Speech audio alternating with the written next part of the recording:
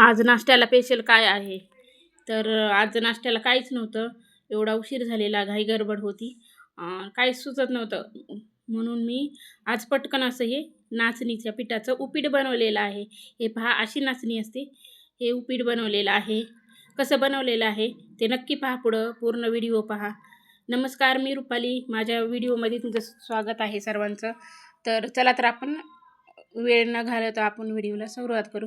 तर हे पहा, 3 ते 4 चमचे मी रवा घेतलेला आहे छोटा, आणि एवढं हे नाचणीचं पीठ घेतलेलं आहे.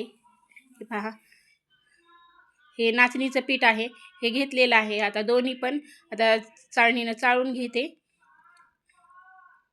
छान असं चाळणीनं चाळून घ्यायचं आणि कढईमध्ये टाकून भाजायचं.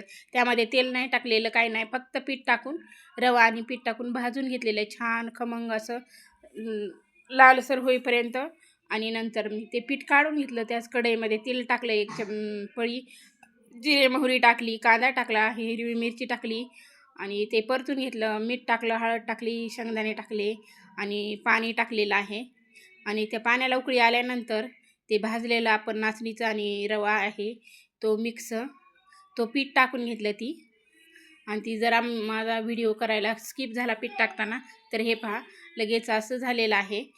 खूप छान लागतं, हेल्दी, आणि ज्यांना शुगर आहे त्यांच्यासाठी खास आहे. हे अतिउत्तम आहे. आणि माझ्याकडे आज काहीच नव्हतं नाश्त्याला आणि काहीच सुचत नव्हतं. म्हणलं चला पटकन 10 मिनटातच होतो हा नाश्ता. फक्त 10 मिनटात उपीट बनून रेडी झालेला आहे आपलं. आणि कसा वाटला व्हिडिओ? आवडला असेल तर नक्की लाईक करा. नवीन असेल तर प्लीज चॅनलला सबस्क्राईब करा. आणि असेच नवनवीन व्हिडिओ पाहण्यासाठी आपल्या चॅनलला प्लीज सपोर्ट करा.